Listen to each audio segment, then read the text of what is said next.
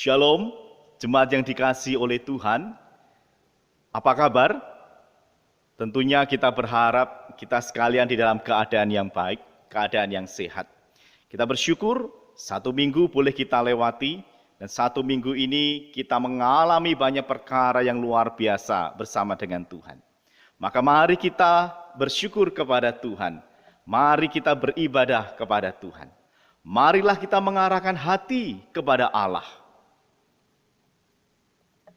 Mari kita datang untuk menyembah Tuhan.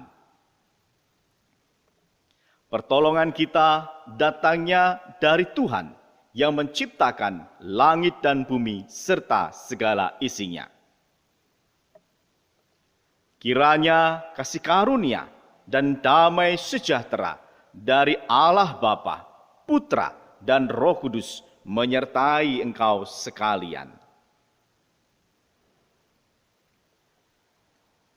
Tuhan Allah yang mulia, suci dan penuh kuasa. Ia memenuhi bumi dengan kemuliaannya. Mari kita pun membawa dan memancarkan kemuliaan Allah bagi bumi. Suci, suci, suci, Allah Maha Kuasa. Suci, suci, suci, Allah Maha Mulia. Bumi penuh kemuliaannya, bumi penuh kemuliaannya, bumi penuh kemuliaannya. Sucilah Tuhan. Suci, suci, suci, Allah Maha Kuasa. Suci, suci, suci, Allah Maha Mulia. Bumi penuh kemuliaannya, bumi penuh kemuliaannya, bumi penuh kemuliaannya. Sucilah Tuhan.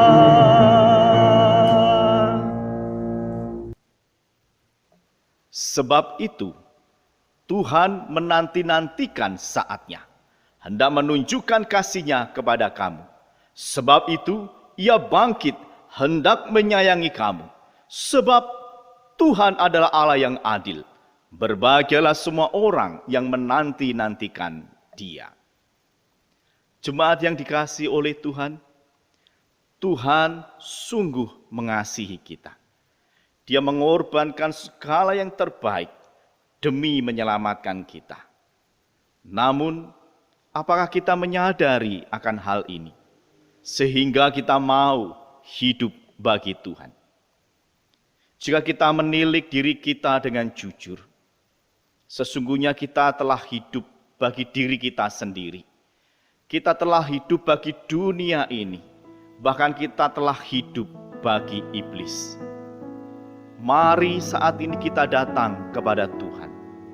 Mari kita menyadari betapa besar, betapa indah, betapa mulia kasih Tuhan yang dicurahkannya kepada kita. Sehingga membuat kita boleh hidup sepenuhnya untuk Tuhan.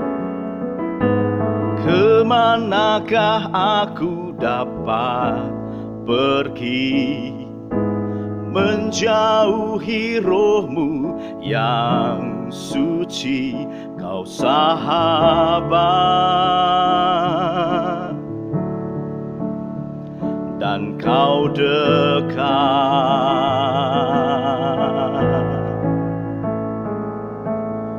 Bahkan seluruh pengabdianku tak bisa membalas kesetiaan-Mu, sungguh mulia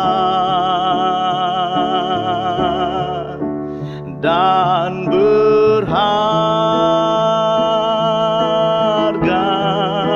sungguh besar pengorbanan-Mu bagiku.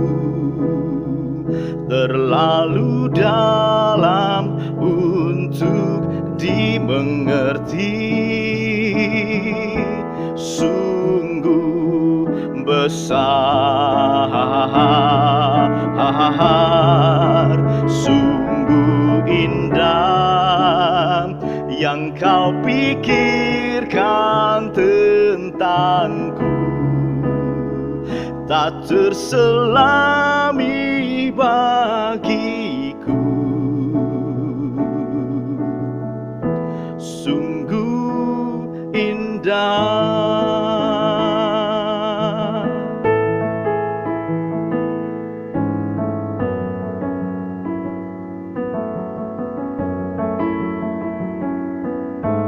Bahkan seluruh pengabdianku tak bisa membalas kesetiaanmu. Sungguh mulia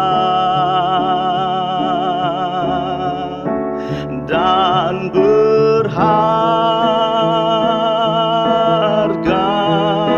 sungguh besar pengorbananmu bagiku, terlalu dalam untuk dimengerti. Sungguh besar, sungguh indah yang kau pikirkan tentangku, tak terselami bagiku. Sungguh indah.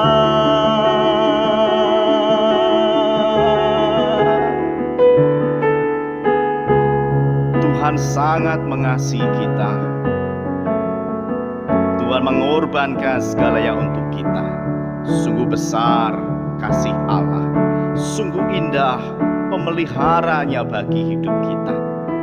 Mari sembah Dia, mari puji Dia. Sungguh indah, sungguh besar kasih-Mu kepada kami ya Tuhan. Sungguh indah pengorbanan-Mu bagiku, terlalu dalam untuk dimengerti. Sungguh besar,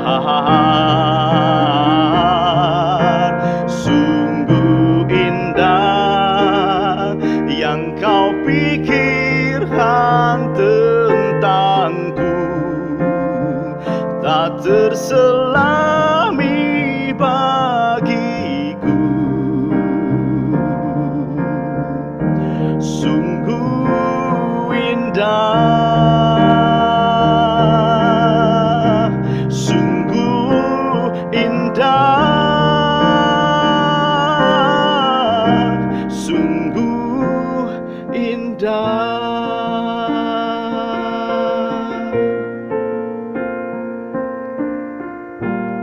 Mari kita datang kepada Tuhan. Mari kita mengaku dosa kita di hadapan Tuhan.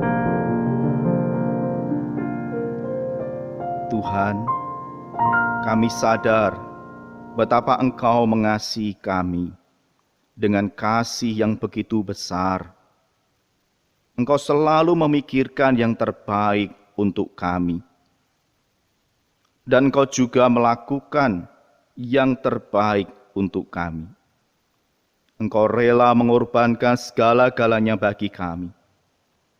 Sungguh besar kasih-Mu ya Tuhan.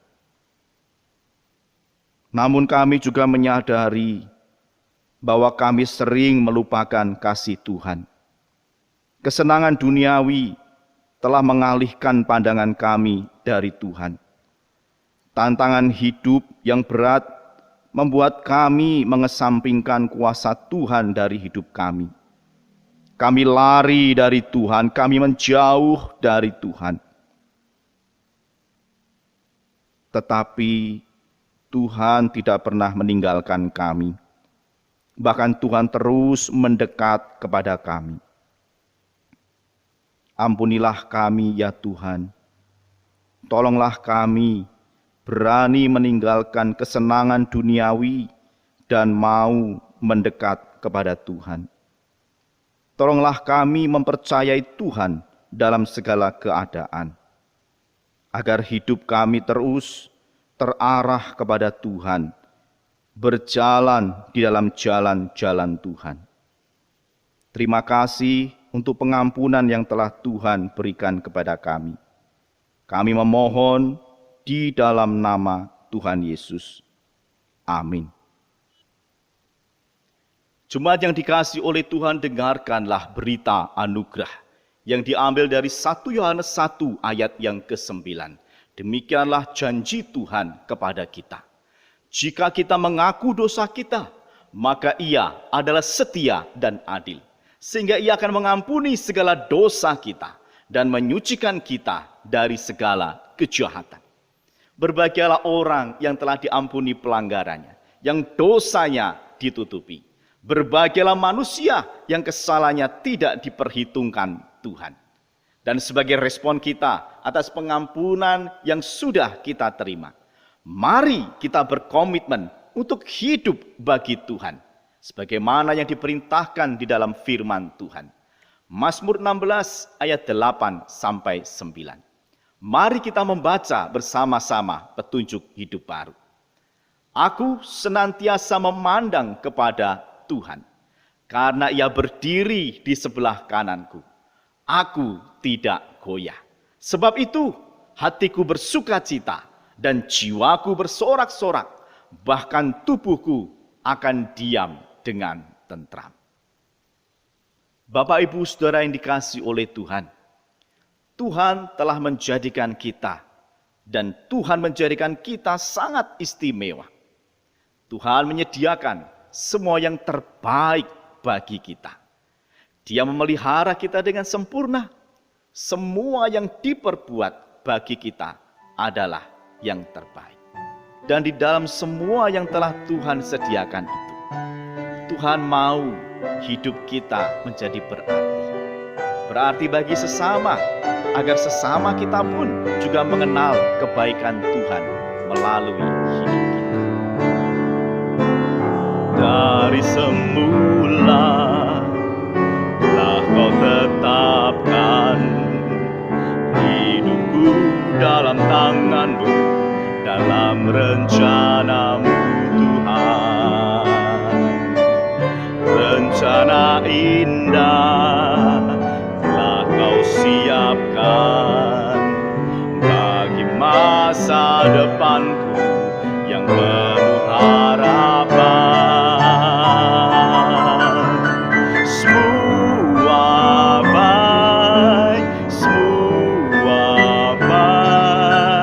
Apa yang telah Kau perbuat di dalam hidupku, semua baik, sungguh teramat baik.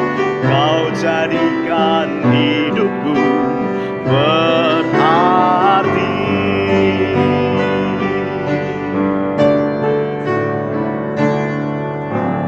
Dari semula tetapkan hidupku dalam tangan-Mu, dalam rencana-Mu Tuhan. Rencana indah telah Kau siapkan bagi masa depanku yang penuh harapan.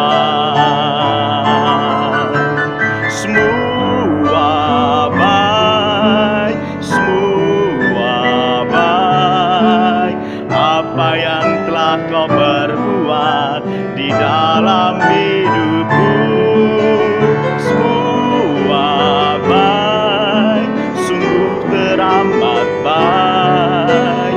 Kau jadikan hidupku berarti.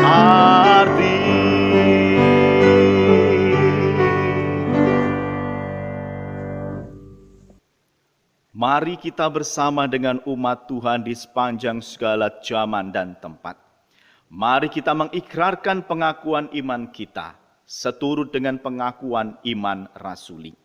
Biarlah setiap kita, orang yang percaya, mengaku demikian. Aku percaya kepada Allah, Bapa yang Maha Kuasa, Khalik langit dan bumi. Aku percaya kepada Yesus Kristus, anaknya yang tunggal Tuhan kita, yang dikandung dari Roh Kudus, lahir dari anak darah Maria, yang menderita sengsara di bawah pemerintahan Pontius Pilatus, disalibkan, mati dan dikuburkan, turun ke dalam kerajaan maut. Pada hari yang ketiga, bangkit pula dari antara orang mati, naik ke surga, duduk di sebelah kanan Allah, Bapa yang Maha Kuasa. Dan dari sana Ia akan datang untuk menghakimi orang yang hidup dan yang mati. Aku percaya kepada Roh Kudus, gereja yang kudus dan am, persekutuan orang kudus, pengampunan dosa, kebangkitan tubuh, dan hidup yang kekal. Amin. Mari kita bersama-sama masuk di dalam pelayanan doa syafaat. Bapa di dalam surga, kembali kami datang kepada Tuhan di dalam doa. Kami mengucap syukur karena Tuhan telah merahmati kami dengan kehidupan, dengan kekuatan dan kesehatan, dengan pertolongan dalam menjalani kehidupan selama 1 minggu ini. Terima kasih untuk setiap pengalaman yang Tuhan izinkan terjadi dalam hidup kami. Kiranya kami semakin hari semakin bijaksana di dalam kami melihat bagaimana Tuhan merancang hidup kami. Kiranya kami semakin dewasa secara rohani ketika kami kembali melihat bagaimana Tuhan bekerja, bagaimana Tuhan membuat kami mempercayai Tuhan. Oleh sebab itu ya Tuhan, biarlah 1 minggu yang sudah kami lewati itu membuat kami semakin bijaksana, membuat kami semakin dewasa secara rohani, dan membuat kami semakin mempercayakan hidup kami kepada Tuhan. Kami berdoa kiranya Tuhan menolong kami di dalam perjalanan hidup kami selama 1 minggu yang akan datang. Kami mohon Tuhan tetap menjaga dan melindungi kami. Kami mohon Tuhan tetap memberi kekuatan kepada kami, hikmat kepada kami, kasih yang besar kepada kami. Sehingga setiap perkara yang Tuhan izinkan nantinya dapat kami hadapi, dapat kami lewati dengan baik, dengan benar. Ajar kami untuk tetap bersandar kepada Tuhan. Terima kasih Tuhan, berkati untuk usaha pekerjaan kami. Berkati pendidikan kami maupun anak-anak kami. Tuhan berkati bagi pekerjaan-pekerjaan Tuhan, baik di gereja ini maupun di tempat-tempat lainnya. Tuhan juga memberkati pergumulan rumah tangga kami, pergumulan sakit penyakit yang kami alami. Mari ya Tuhan, Engkau berkenan berkarya dan memberi kepada kami pertolongan. Terima kasih Bapa, kami berdoa, menyerahkan bagi bangsa kami Indonesia. Kami sangat-sangat bersyukur di dalam masa pandemi ini Tuhan tetap setia memelihara negeri kami Indonesia. Sehingga bangsa ini boleh tetap ada, negeri ini boleh tetap dipakai oleh Tuhan untuk menjadi sarana kemuliaan bagi nama Tuhan. Oleh sebab itu kami memohon Tuhan yang menolong masyarakat Indonesia semakin taat, semakin menyadari pentingnya menjaga kesehatan baik diri mereka maupun orang-orang sekeliling mereka. Dan mereka menerapkan dengan sungguh-sungguh protokol kesehatan. Karena kami sadar ya Tuhan bahwa pandemi ini tidak mungkin bisa berlalu tanpa ada kerjasama, kesadaran dari seluruh lapisan masyarakat Indonesia. Berkati pemerintah dalam segala upaya yang dilakukan untuk menangani pandemi ini. Anugerahkan hikmat kepada para pemimpin-pemimpin negeri kami, sehingga setiap keputusan, setiap kebijakan yang diambil boleh membawa negeri ini semakin baik, semakin pulih, bahkan bebas dari pandemi. Terima kasih ya Tuhan, kami berdoa bagi gereja Tuhan, bagi anak-anak Tuhan dimanapun berada, biarlah mereka juga terus memancarkan terang kasih Tuhan. Terima kasih ya Tuhan, kami berdoa, kami mengucap syukur di dalam nama Tuhan Yesus. Amin. Saudara-saudara yang dikasihi oleh Tuhan, rencana Tuhan itu baik. Maka seharusnya kita mau ikut di dalam rencana Tuhan. Pengharapan di dalam Tuhan itu tidak mengecewakan. Maka mari kita tetap berharap kepada Tuhan. Hiduplah di dalam anugerah Tuhan, agar kemuliaan Tuhan dinyatakan bagi kita. Kekuatan di jiwaku, ketenangan di batinku, ada dalam hadirat-Mu, ku menyembah-Mu.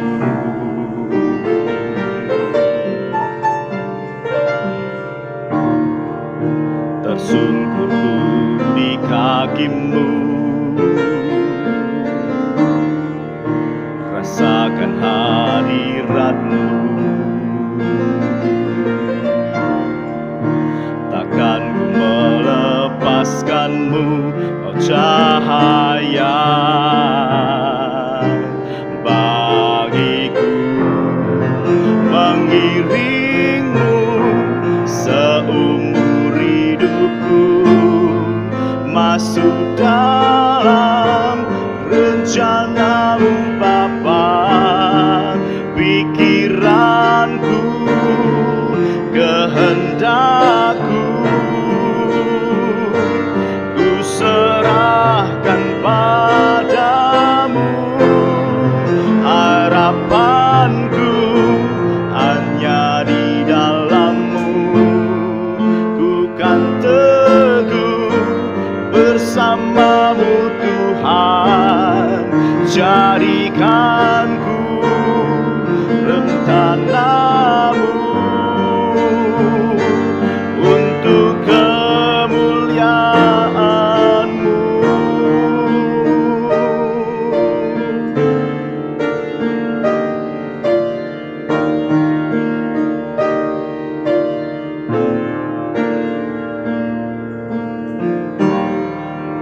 Kekuatan di jiwaku, ketenangan di batinku, ada dalam hadirat-Mu, ku menyembah-Mu.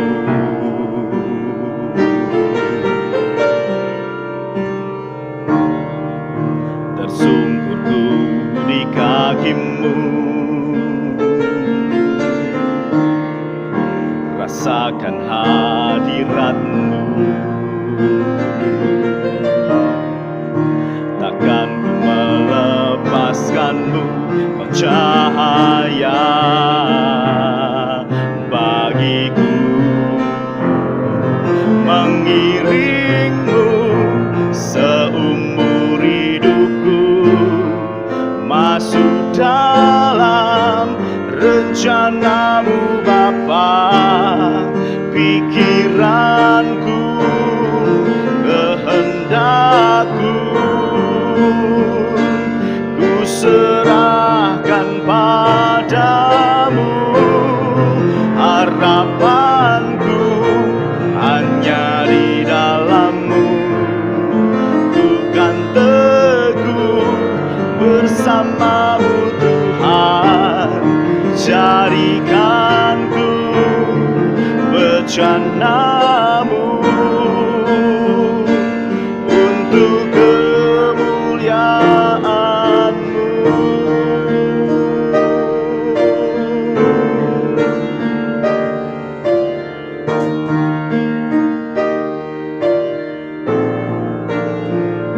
Mari kita berdoa, mohon pertolongan Tuhan sekali lagi sebelum kita bersama-sama membaca serta merenungkan kebenaran firman Tuhan. Mari ya Tuhan, Engkau berkenan berbicara kepada kami. Melalui setiap kalimat yang kami baca, yang kami dengar, yang kami renungkan. Sehingga firman Tuhan bertumbuh di dalam hidup kami dan menghasilkan buah untuk kemuliaan nama Tuhan. Tolong kami dan berkati kami saat ini. Di dalam nama Tuhan Yesus kami berdoa. Amin. Jemaat yang dikasihi oleh Tuhan, renungan pada pagi hari ini saya beri judul berbahagialah orang yang melihat kemuliaan Allah. Saudara, tanpa disadari setiap manusia berupaya untuk memperoleh kemuliaan. Mereka melakukan banyak cara. Mereka berlomba-lomba untuk mendapatkan kemuliaan itu. Namun sayangnya Bapak Ibu Saudara, kemuliaan dalam hidup manusia itu seringkali diukur dengan apa yang ada di dalam dirinya. Contohnya begini Bapak Ibu Saudara. Seseorang merasa memperoleh kemuliaan ketika dia mempunyai harta yang berlimpah. Kalau dia tidak punya harta, maka dia tidak punya kemuliaan. Dia menjadi miskin, dia menjadi minder, dan tidak berdaya. Bukan siapa-siapa. Tapi begitu dia punya harta kekayaan melimpah, nah dia punya kemuliaan. Dia merasa bahwa dirinya adalah orang yang mulia. Contoh lagi, saya bisa merasakan kemuliaan. Saya bisa merasakan dimuliakan ketika saya punya titel akademis yang banyak atau tinggi. Jadi seseorang yang, maafkan gitu ya, lulusan hanya SD merasa saya tidak bisa berbuat apa-apa karena saya bukan apa-apa, saya bukan siapa-siapa, saya cuma lulusan SD. Tapi kalau dia lulusannya S3, S3-nya yang paling tinggi begitu ya, PhD. Nah, saudara merasa mulia sekali. Dan banyak orang akan memuliakan dia. Wah, ini orang pintar, orang hebat. Contoh lagi, orang akan merasa dimuliakan, orang akan merasa dirinya mulia ketika dia punya jabatan, ketika dia punya kuasa. Jadi kalau jabatannya tinggi, maka dia merasa mulia dan punya kemuliaan. Saudara yang dikasihi oleh Tuhan, banyak orang mengejar hal itu. Namun sebelum mereka memperoleh semuanya itu, mereka merasa bahwa dirinya tidak mulia. Dan kalau merasa dirinya tidak mulia, itu berakibat langsung di dalam psikisnya. Yaitu apa? Tidak merasakan kebahagiaan. Jadi kebahagiaan diukur ketika dirinya mengalami kemuliaan. Memperoleh harta yang berlimpah, kemudian punya pendidikan yang wah, punya jabatan yang luar biasa, punya segala-galanya yang membuat dirinya merasa mulia. Tanpa itu semua, maka tidak ada kebahagiaan. Tapi saudara, apakah, sekarang pertanyaan dibalik, ketika semuanya itu sudah diraih, maka secara otomatis akan bahagia? Tentu tidak semuanya seperti itu. Justru orang yang punya harta banyak malah tidak bahagia, malah bingung bagaimana cara mengamankan harta bendanya supaya tidak dirampok, supaya tidak dicuri oleh orang lain. Ketika orang punya pendidikan yang tinggi, belum tentu dia bahagia. Dia malah bingung, buat apa saya punya pendidikan tinggi kalau saya tidak bisa melakukan sesuatu untuk orang lain. Buat apa dia punya kuasa yang besar, kuasa yang tinggi, kalau dia tidak bisa menggerakkan dan menolong orang lain menjadi lebih baik. Belum tentu orang yang sudah mengalami kemuliaan, mengejar kemuliaan seperti itu bisa berbahagia. Nah saudara, pada pagi hari ini kita akan belajar berbahagialah orang yang melihat kemuliaan Allah. Jadi kebahagiaan atau sukacita itu muncul bukan karena hal yang itu yang tadi saya ceritakan. Tetapi karena melihat kemuliaan Allah. Saudara, di dalam perjanjian lama, mari kita memperhatikan kitab 2 Raja-Raja, pasal yang kedua, ayat yang pertama hingga ayat yang ke-12. Saya akan membacakan ayat yang ke-6 sampai ayat yang ke-12 saja. 2 Raja-Raja pasal yang kedua, ayat 1 sampai ayat yang ke-12. Saya bacakan ayat yang ke-6 hingga ayat ke-12. Demikian firman Tuhan. Berkatalah Elia kepadanya, kepada Elisa, baiklah tinggal di sini, sebab Tuhan menyuruh aku ke sungai Yordan. Jawabnya, demi Tuhan yang hidup dan demi hidupmu sendiri, sesungguhnya aku tidak akan meninggalkan engkau. Lalu berjalanlah keduanya. 50 orang dari rombongan itu ikut berjalan, tetapi mereka berdiri memandang dari jauh. Ketika keduanya berdiri di tepi sungai Yordan, lalu Elia mengambil jubahnya, digulungnya, dipukulkannya ke atas air itu. Maka terbagilah air itu ke sebelah sini dan ke sebelah sana. Sehingga menyeberanglah keduanya dengan berjalan di tanah yang kering. Dan sesudah mereka sampai di seberang, berkatalah Elia kepada Elisa, mintalah apa yang hendak kulakukan kepadamu, sebelum aku terangkat daripadamu. Jawab Elisa, biarlah kiranya aku mendapat 2 bagian dari rohmu. Berkatalah Elia, yang kau minta itu adalah sukar. Tetapi jika engkau dapat melihat aku terangkat daripadamu, akan terjadilah kepadamu seperti yang demikian. Dan jika tidak, tidak akan terjadi.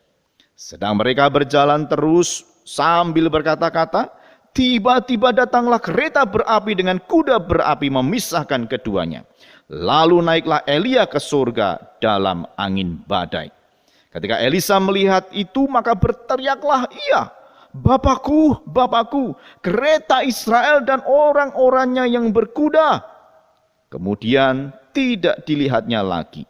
Lalu direnggutkannya pakaiannya dan dikoyak-koyakkannya menjadi 2 koyakan.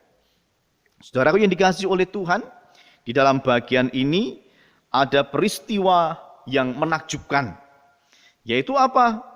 Elia terangkat ke surga. Hal ini adalah peristiwa yang menakjubkan bagi Elisa. Kenapa? Karena dia sendiri menyaksikan kemuliaan Tuhan dinyatakan di dalam diri Elia. Saudara, saat itu mereka sedang berbincang-bincang. Tiba-tiba datang kereta berapi dengan kuda yang berapi. Lalu Elia naik ke kereta itu dan kemudian terangkat ke surga dalam angin badai. Saudara, ini peristiwa yang luar biasa, peristiwa yang spektakuler. Elisa menyaksikan sendiri bagaimana kemuliaan Tuhan dinyatakan dalam peristiwa pengangkatan Elia. Saudara yang dikasihi oleh Tuhan, Elisa memang beruntung karena dia bisa melihat Elia naik ke surga, terangkat. Itu artinya dia memperoleh janjinya Elia, 2 bagian rohnya. Lalu yang lebih luar biasa lagi, dia melihat sendiri. Memang sebelumnya dia sudah tahu bahwa Elia akan terangkat ke surga. Tapi seperti apa? Tidak tahu. Nah, kali ini dia betul-betul menyaksikan sendiri seperti apa Elia terangkat ke surga. Dan ternyata disertai dengan kemuliaan Allah yang luar biasa itu. Ya, kereta berapi dan kuda yang berapi. Kemudian terangkat di dalam angin badai. Waduh, itu luar biasa, spektakuler. Nah, saat itulah yang menjadi peneguhan bagi Elisa, bahwa ia menjadi penerus dari pelayanan Nabi Elia. Saudara yang dikasihi oleh Tuhan, Elisa menyaksikan kemuliaan Allah dan membuatnya semakin yakin panggilannya menjadi hamba Tuhan, meneruskan pekerjaan pelayanan dari Nabi Elia. Saudara, saya ajak membuka bagian lain di dalam Perjanjian Baru, yaitu Markus 9 ayat 2 sampai ayat yang ke-9. Markus pasal yang ke-9 ayat yang kedua hingga ayat yang ke-9. Tapi saya akan membacakannya beberapa ayat 2 hingga ayat yang ke-7 saja. Baik, saya bacakan. 6 hari kemudian Yesus membawa Petrus, Yakobus dan Yohanes, dan bersama-sama dengan mereka ia naik ke sebuah gunung yang tinggi. Di situ mereka sendirian saja. Lalu Yesus berubah rupa di depan mata mereka, dan pakaiannya sangat putih berkilat-kilat. Tidak ada seorang pun di dunia ini yang dapat mengelantang pakaian seperti itu. Maka nampaklah kepada mereka Elia bersama dengan Musa. Keduanya sedang berbicara dengan Yesus. Kata Petrus kepada Yesus, "Rabi, betapa bahagianya kami berada di tempat ini. Baiklah kami dirikan 3 kemah, 1 untuk engkau, 1 untuk Musa, dan 1 untuk Elia." Ia berkata demikian sebab tidak tahu apa yang harus dikatakannya, karena mereka sangat ketakutan. Maka datanglah awan menaungi mereka, dan dari dalam awan itu terdengar suara, "Inilah anak yang kukasihi, dengarkanlah dia." Dan sekonyong-konyong waktu mereka memandang sekeliling mereka, mereka tidak melihat seorang pun lagi bersama-sama mereka, kecuali Yesus seorang diri. Saudara yang dikasihi oleh Tuhan, di bagian ini pun kita bisa menyaksikan kemuliaan Allah dinyatakan. Dikisahkan bahwa setelah Tuhan Yesus melakukan pelayanan, seperti biasa Tuhan Yesus menepi dan berdoa. Dan kali ini Tuhan Yesus mengajak ketiga muridnya, Petrus, Yakobus, dan Yohanes, untuk naik ke gunung. Tidak disebutkan gunung apa, memang beberapa ahli menyebut ini Gunung Tabor, tapi ada juga yang menyebut Gunung Hermon. Tapi tidak terlalu bermasalah, intinya Yesus naik ke gunung bersama dengan murid-muridnya. Dan pada saat itu murid-murid Yesus dikejutkan ketika mereka melihat bahwa Yesus sedang berbicara dengan Elia dan juga dengan Musa. Tapi suasananya berbeda. Bukan di dalam kegelapan, tetapi di dalam cahaya yang terang. Karena muka Yesus itu berubah rupa di depan mata mereka. Ayat yang ketiga dikatakan, pakaiannya sangat putih berkilat-kilat. Jadi ada semacam perubahan wujud dari Tuhan Yesus. Ini kalau dalam bahasa teologi disebut transfigurasi. Nah, saudara yang dikasihi oleh Tuhan, murid-murid terkejut melihat kemuliaan Tuhan yang luar biasa, karena belum pernah mereka menyaksikan hal yang seperti itu. Dan ditambah lagi, saudara, Petrus bicara kepada Tuhan Yesus, "Rabi, betapa bahagianya kami berada di tempat ini." Saudara, ada kebahagiaan, ada sukacita, kegembiraan yang luar biasa ketika murid-murid Yesus menyaksikan transfigurasi itu. Menyaksikan Yesus berbicara dengan Elia dan Musa di dalam perubahan wujud yang luar biasa. Saudara, padahal sebelumnya kalau kita membaca pasal yang ke-8 itu ya, Tuhan Yesus baru saja menyampaikan berita sedih kepada murid-muridnya. Apa itu? Ayat 31 sampai dengan ayat yang ke pasal 9 ayat yang pertama. Yesus memberitahukan tentang penderitaannya. Itu artinya bahwa Yesus memberitakan tentang kematiannya. Dan tentu saja murid-murid yang mendengar berita itu pasti sedih, pasti akan bingung, pasti juga merasa ketakutan. Tapi saudara, ketika peristiwanya beralih, mereka menyaksikan kemuliaan Allah, mereka dipenuhi dengan kegembiraan, mereka dipenuhi dengan kebahagiaan. Ada suatu perubahan emosi di dalam diri murid-murid. Yang awalnya sedih, awalnya takut, bahkan mungkin muncul kekecewaan, tapi berubah menjadi kebahagiaan. Saudara, transfigurasi atau perwujudan dari Allah itu sangatlah penting. Dan ketika berbicara dengan Musa dan Elia, itu juga menjadi hal yang sangat penting. Karena peristiwa ini menjadi satu penegasan bagi misi yang akan dilaksanakan oleh Tuhan Yesus. Kehadiran Musa ini menandakan bahwa misi Yesus adalah menyelamatkan orang-orang yang berada di dalam perbudakan dosa. Karena misinya Musa pada waktu itu adalah membawa keluar bangsa Israel dari perbudakan fisik di Mesir. Sekarang Yesus membawa keluar umatnya dari belenggu dosa dan dibawa kepada terang. Kehadiran Elia ini juga menjadi ketegasan bahwa Yesus hadir juga ingin menyampaikan suara kenabian seperti Elia yang menyampaikan berita pertobatan kepada umat Tuhan.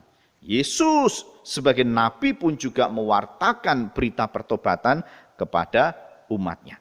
Dan itu juga sudah dikerjakan oleh Yohanes Pembaptis. Nah, Bapak Ibu Saudara yang kasih oleh Tuhan, dua peristiwa yang kita baca tadi dalam Perjanjian Lama, peristiwa Elisa menyaksikan kemuliaan Tuhan, dan kemudian peristiwa 3 murid Yesus yang melihat kemuliaan Tuhan, ini adalah peristiwa yang luar biasa, yang membuat perubahan hidup mereka, yang membuat mereka mengalami kebahagiaan. Saudara, saya percaya tentunya setiap orang yang mengalami, yang melihat, yang menyaksikan kemuliaan Allah juga akan merasakan hal yang sama seperti yang dirasakan Elisa, Petrus, Yohanes, dan Yakobus.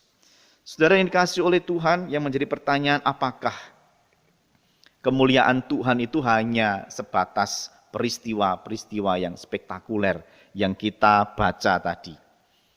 Saudara, sesungguhnya rangkaian karya Tuhan Yesus di dunia semuanya menyatakan kemuliaan Allah.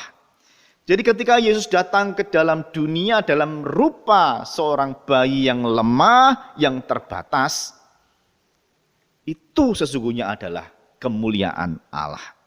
Para malaikat yang bernyanyi bersorak-sorai, itu juga menunjukkan kemuliaan Allah. Sekalipun di dalam kacamata manusia, ketika kita mungkin membaca, mendengar Yesus atau Allah datang ke dalam dunia menjadi bayi yang hina, dilahirkan di kandang binatang yang bau seperti itu, kita memikirkannya, waduh, kasihan sekali. Bahkan sangat rendah sekali, bahkan mengenaskan sekali.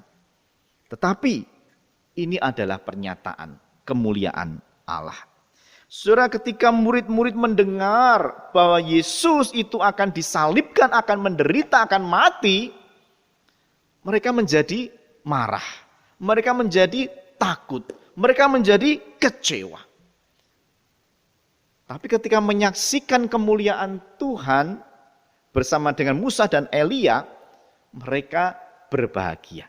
Saudara, tentunya dua hal ini bukanlah hal yang berbeda dari segi kemuliaan Allah. Ketika Yesus disalibkan, ketika Yesus didera, ketika Yesus dihukum, kemuliaan Allah juga dinyatakan. Sehingga seluruh perjalanan hidup Tuhan Yesus itu semua menyatakan kemuliaan Allah. Nah saudara, jika konsep kemuliaan Allah itu hanya terkait dengan hal-hal yang spektakuler, yang membuat kita takjub, membuat kita kagum, tentu kita akan mengalami kekecewaan menjadi muridnya Tuhan Yesus. Sebab Kalau semuanya dihubungkan dengan hal yang spektakuler, kita mungkin tidak akan pernah melihat, mengalami, dan merasakan yang spektakuler itu. Karena itu sudah sangat-sangat jarang terjadi. Dan mungkin sekali tidak kita alami hal yang demikian. Saudara yang dikasihi oleh Tuhan, kalau hal itu yang menjadi pola pikir kita bahwa kemuliaan itu hal yang spektakuler, maka seumur hidup kita mungkin kita tidak akan mengalami kemuliaan Allah. Saudara yang dikasihi oleh Tuhan, sesungguhnya kemuliaan Allah itu sangat dekat. Kemuliaan Tuhan itu selalu dialami oleh umatnya. Saudara, kemuliaan Tuhan bukan sekedar nampak pada peristiwa transfigurasi, pada peristiwa Elia terangkat ke surga. Tetapi kemuliaan Tuhan itu juga nampak di dalam seluruh kehidupan Tuhan Yesus selama berada di dalam dunia. Saudara, kemuliaan Tuhan nampak ketika wajah Yesus bersinar terang. Kemuliaan Tuhan juga nampak ketika wajah Yesus berlumuran darah. Kemuliaan Yesus juga nampak ketika jubahnya berkilat-kilat, berkilau-kilau. Kemuliaan Tuhan juga nampak ketika jubahnya Yesus berlumuran darah dan kemudian dirobek-robek, dibagi-bagikan. Saudara yang dikasihi oleh Tuhan, kita tidak perlu menantikan peristiwa yang spektakuler di dalam hidup kita untuk dapat melihat kemuliaan Tuhan. Kita tidak perlu melihat mujizat yang Tuhan nyatakan secara ajaib dan luar biasa, membuat kita terkagum, membuat kita terkejut, sehingga kita merasakan kemuliaan Allah. Kemuliaan Allah itu hadir dalam segala hal. Bisa di dalam kesederhanaan. Bahkan mungkin dalam sesuatu yang dalam pandangan manusia itu sangat hina. Tapi Tuhan menyatakan kemuliaan di situ. Saudara, Rasul Paulus mengatakan di dalam 1 Korintus 1 ayat yang ke-18. Pemberitaan salib memang adalah kebodohan bagi mereka yang akan binasa. Tapi bagi kita yang diselamatkan, pemberitaan itu adalah kekuatan Allah. Beda ya, orang memandang salib itu sebagai kebodohan, tapi kita memandang itu sebagai kekuatan Allah. Itu kemuliaan Allah dinyatakan di dalam peristiwa penyaliban itu. Ayat 23-24, tetapi kami memberitakan Kristus yang disalibkan. Untuk orang-orang Yahudi suatu batu sandungan. Untuk orang-orang bukan Yahudi suatu kebodohan. Ya, jadi salib atau berita salib bagi orang Yahudi itu batu sandungan. Bagi orang bukan Yahudi itu adalah kebodohan. Sangat dihinakan, sangat direndahkan. Tetapi bagi orang-orang yang dipanggil oleh Tuhan, orang-orang yang diselamatkan oleh Tuhan, berita ini adalah kekuatan Allah dan hikmat Allah. Jadi kemuliaan Allah tetap dinyatakan di dalam segala peristiwa, sekalipun di dalam pandangan manusia itu sangat hina. Tuhan yang menjadi manusia itu rela disalibkan hingga mati demi apa? Mengampuni dosa dan menebus manusia yang berdosa itu. Saudara, bukankah ini adalah bukti bahwa Tuhan menyatakan kemuliaannya? Sekalipun dalam pandangan manusia, betapa hinanya, betapa rendahnya apa yang dilakukan oleh Tuhan Yesus. Saudara, sekali lagi saya katakan bahwa kemuliaan Tuhan Yesus tidak sekedar nampak dalam peristiwa yang spektakuler dan ajaib. Tapi dalam peristiwa yang sederhana, bahkan dihinakan oleh orang, Tuhan tetap bisa menyatakan kemuliaannya. Kemuliaan Tuhan itu ada di dalam setiap karyanya, ada di dalam setiap kejadian hidup manusia. Yang harus manusia lakukan, yang harus kita lakukan adalah, mari kita menyadari bahwa kemuliaan Allah itu bisa terjadi di mana saja. Melihat, merasakan, bahkan juga meyakini bahwa Allah bekerja di dalam kehidupan kita. Menyatakan kemuliaannya dalam segala perkara. Saat hal tersebut dilakukan, saudara, menyadari, mampu melihat, kemudian meyakini, maka kita akan merasakan kebahagiaan.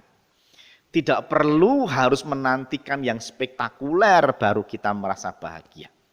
Tapi dalam hal yang sederhana, karena kemuliaan Allah dinyatakan dan kita bisa melihatnya, bisa mengalami, bisa merasakannya, kita pun juga akan merasakan kebahagiaan.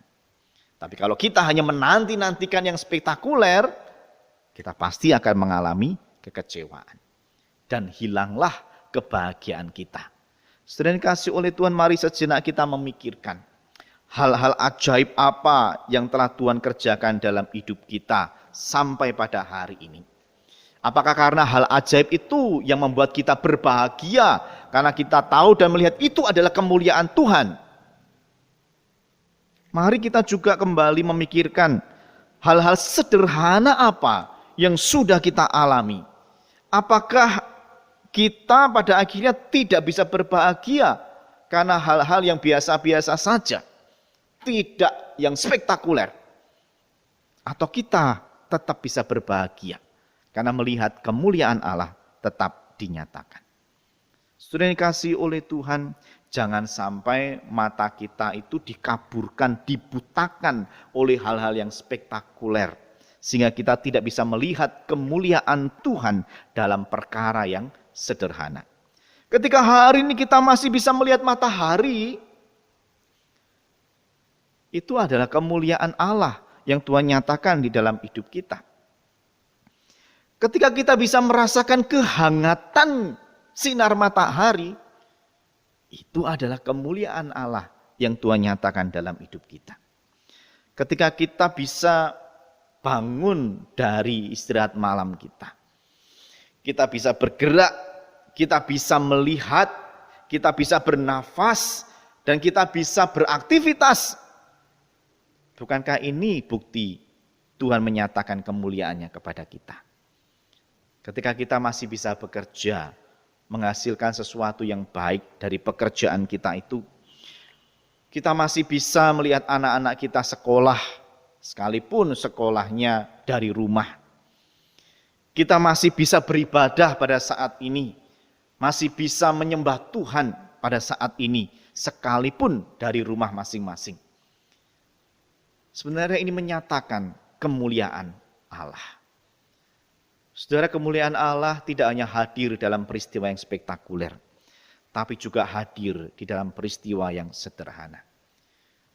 Tuhan ingin bahwa setiap peristiwa itu kita melihatnya dengan baik, dengan benar.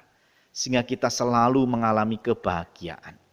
Bukan karena hal yang spektakuler yang membuat kita berbahagia. Memang itu membuat kita berbahagia.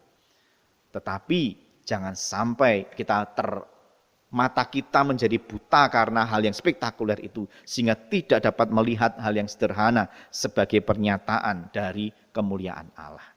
Justru dari banyak hal yang sederhana, banyak hal yang kadang tidak kita pikirkan, tidak kita anggap, kemuliaan Allah dinyatakan. Saudara, kita rindu bahwa setiap hari mengalami kemuliaan Allah. Supaya perjalanan hidup kita selalu dipenuhi dengan sukacita, dengan kebahagiaan. Karena Tuhan juga menginginkan bahwa kita selalu mengalami sukacita, mengalami kebahagiaan. Tapi jangan sampai sukacita kita hanya karena hal-hal yang spektakuler. Hanya karena jabatan yang luar biasa. Hanya karena harta yang melimpah. Atau karena pendidikan kita yang tinggi. Punya kuasa dan lain sebagainya. Tapi dalam keadaan apapun Bapak Ibu Saudara hari ini, engkau tetap bisa berbahagia. Engkau tetap bisa merasakan sukacita. Kalau engkau bisa melihat kemuliaan Allah. Kiranya Tuhan menolong kita, Tuhan memberkati kita. Diberikan mata rohani, kepekaan rohani, untuk bisa melihat dan merasakan kemuliaan Allah dalam segala perkara yang Tuhan kerjakan di dalam hidup kita. Sehingga kita selalu mengalami kebahagiaan. Dan berbahagialah orang yang melihat kemuliaan Tuhan. Amin. Mari kita berdoa. Bapa, terima kasih. Kalau Engkau selalu menunjukkan kepada kami kemuliaan-Mu. Sekalipun bukan dengan perkara yang ajaib luar biasa dan spektakuler. tapi justru dari peristiwa-peristiwa sederhana, bahkan yang dianggap oleh manusia biasa-biasa saja. Tapi Tuhan menyatakan kemuliaan Allah. Tolong kami Tuhan, supaya kami terus dapat melihat, merasakan, mengalami kemuliaan Allah dalam segala perkara yang Tuhan izinkan dalam hidup kami. Ketika kami berbahagia karena hal yang baik kami terima, ketika kami harus berhenti sejenak dan bersedih dan merenungi apa yang terjadi, Tuhan tetap tolong kami, supaya kami selalu melihat kemuliaan Allah. Sehingga kebahagiaan kami selalu ada, sukacita kami selalu mengiringi langkah kehidupan kami. Dan kami mampu dapat menjalani hari demi hari dengan baik.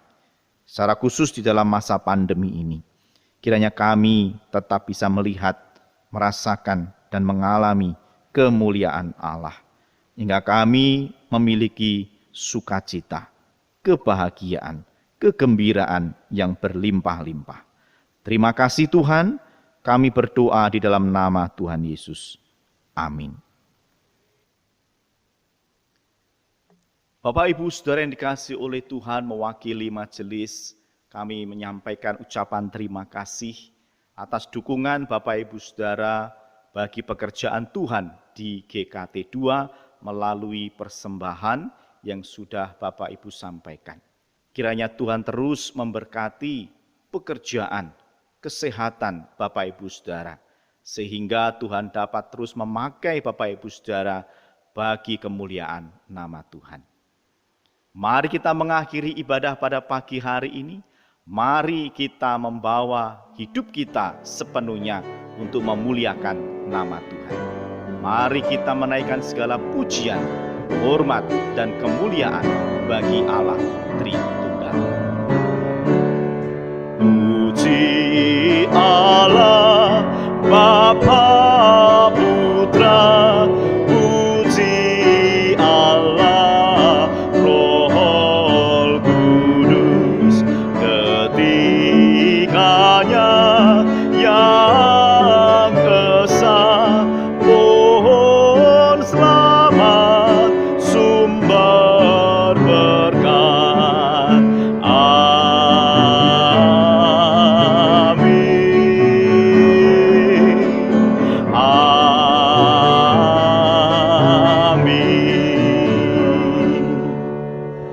Kekasih-kekasih Allah, mari arahkanlah hatimu kepada Tuhan dan terimalah berkat-Nya. Tuhan memberkati engkau dan melindungi engkau. Tuhan menyinari engkau dengan wajah-Nya dan memberi engkau kasih karunia. Tuhan menghadapkan wajah-Nya kepadamu dan memberi engkau damai sejahtera. Amin. Amin.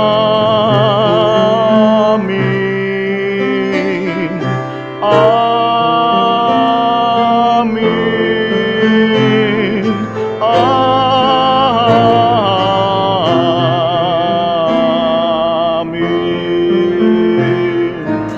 Amin.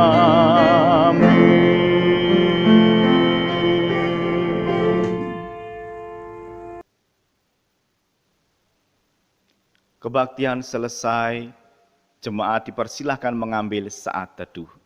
Sampai jumpa minggu depan, tetaplah menjaga kesehatan kita dengan baik. Tuhan Yesus menyertai serta memberkati kita sekalian.